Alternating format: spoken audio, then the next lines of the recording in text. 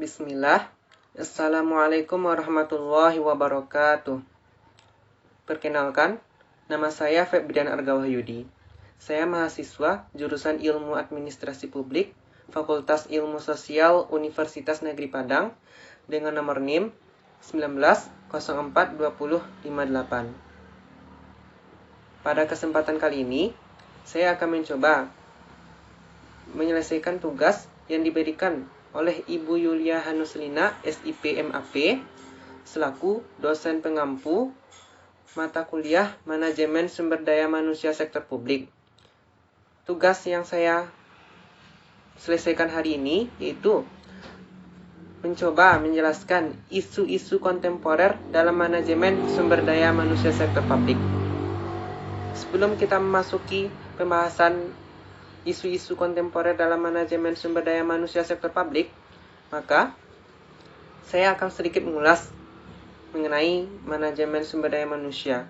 Ya, seperti yang kita sama-sama ketahui, manajemen sumber daya manusia merupakan manajemen yang mengatur dan mengelola sumber daya manusia di dalam suatu organisasi. Nah, kita tahu terdapat dua sektor dua ranah, yaitu sektor publik dan sektor privat. Nah, dari dua sektor tersebut secara umum, fungsi dari manajemennya sama, namun terdapat sedikit perbedaan mendasar, di mana pada sektor privat, sumber daya manusia disebut dengan karyawan, sedangkan pada manajemen sumber daya manusia sektor publik, sumber daya manusianya disebut sebagai pegawai. Nah, istilah karyawan dalam manajemen sumber daya manusia sektor privat itu merupakan salah satu faktor produksi. Sedangkan dalam manajemen sumber daya manusia sektor publik,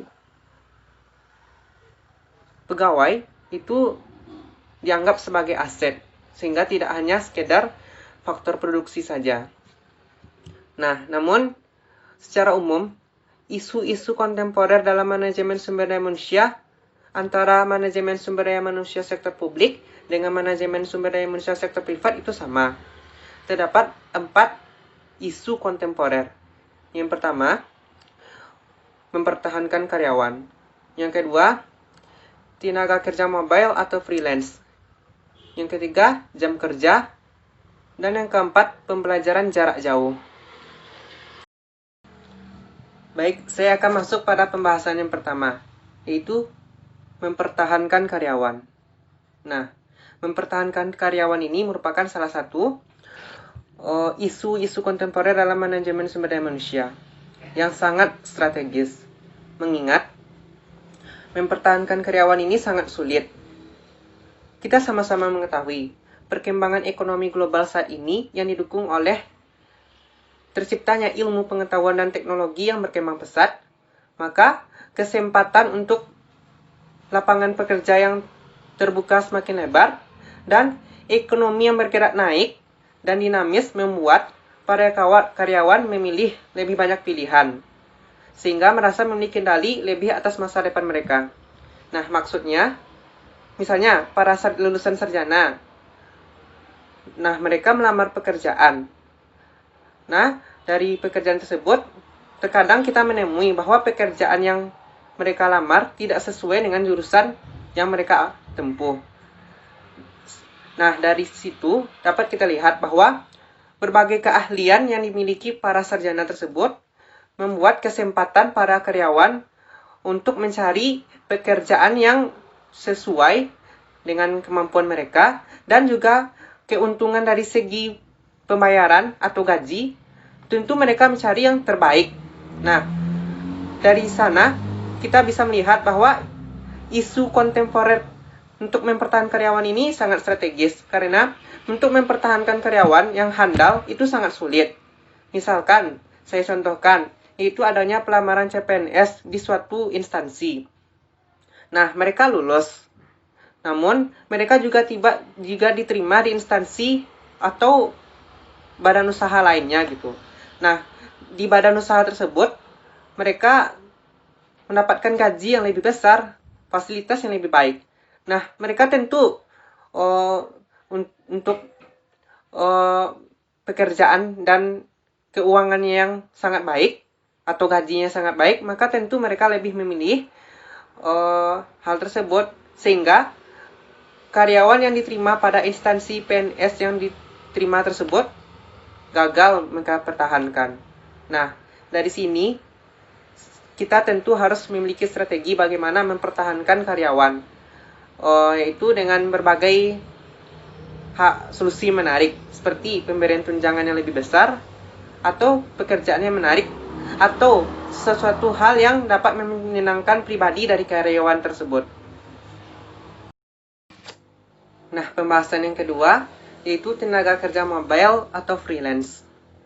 Isu yang satu ini juga sangat menarik, mengingat para tenaga kerja atau karyawan atau pegawai sekarang lebih mudah bekerja dengan berpindah dan bergerak daripada yang dahulu. Nah, sebagai contoh kita lihat pada keadaan saat ini gitu.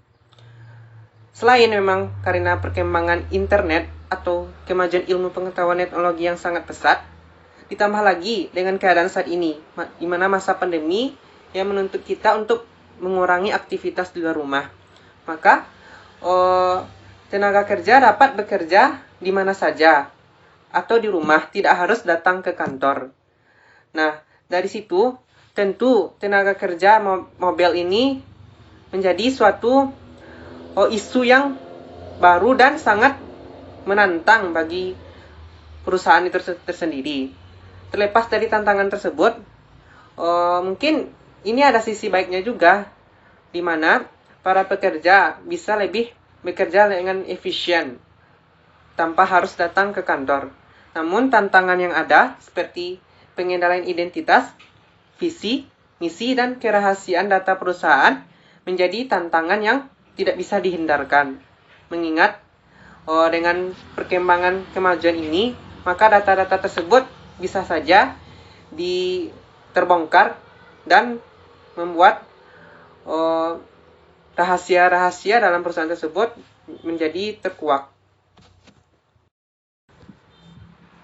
Yang ketiga, kita masuk pembahasan jam kerja fleksibel. Nah, pembahasan isu manajemen sumber daya manusia ini, jam kerja fleksibel maksudnya, dengan semakin bergeraknya lokasi karyawan, mereka tentu bekerja dengan jam yang lebih fleksibel. Misalnya, seorang duta besar luar negeri itu yang mendapat pos di luar negeri. Nah, kita kan sama-sama mengetahui perbedaan waktu antara di sini, yaitu negara Indonesia, dengan negara lain, misalnya saja Amerika, yang memiliki rentan waktu yang cukup jauh. Nah, dari hal tersebut tentu kita bisa melihat tantangan bahwa jam kerja yang fleksibel ini menjadi tantangan, mengingat kita harus berusaha mengkoordinasi pekerjaan kita dengan orang atau karyawan yang berada di luar negeri gitu. Kita harus pandai-pandai. Misalnya di Indonesia yang saat ini jam tidur, nah sedangkan di Amerika yang saat ini mereka bekerja, tentu kurang sinkronitas waktu di antara mereka dalam bekerja. Maka dalam hal ini perlu komitmen antara kedua hal tersebut untuk bisa bekerja dengan waktu yang fleksibel. Nah, pada pembahasan yang keempat, yaitu pembelajaran jarak jauh. Nah, pembelajaran jarak jauh ini merupakan titik balik dari tenaga kerja mobile tadi atau freelance. Nah, isu ini sangat menarik karena dari solusi pembelajaran jarak jauh ini tentu memerlukan investasi tambahan dalam infrastruktur perusahaan. Pembelajaran jarak jauh, meskipun para karyawan tidak datang ke kantor, namun mereka tetap mengikuti berbagai prosedur dan tata cara dalam perusahaan atau organisasi tersebut. Tambah lagi, pada kondisi pandemi seperti ini, maka kita dituntut untuk terus melakukan pembelajaran jarak jauh atau training diistilahkan dalam dunia kerjanya. Nah, training-training ini kita sudah bisa melihat bisa dilakukan di mana saja tanpa harus datang ke kantor. Nah, inilah yang dimaksud dengan pembelajaran jarak jauh, di mana isu ini merupakan isu yang tidak bisa kita lepaskan pada saat ini. Nah, dari berbagai pembahasan isu-isu manajemen sumber daya manusia, maka dapat kita simpulkan bahwa isu-isu kontemporer manajemen SDM pada saat ini dipengaruhi oleh adanya perkembangan ilmu pengetahuan dan teknologi.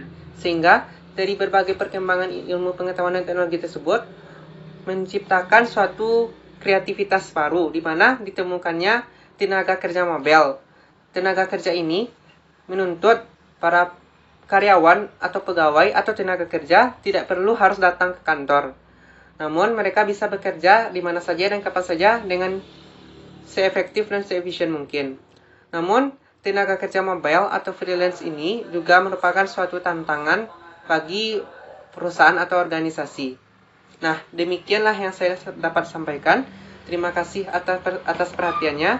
Wabillahi taufik wal hidayah. Assalamualaikum warahmatullahi wabarakatuh.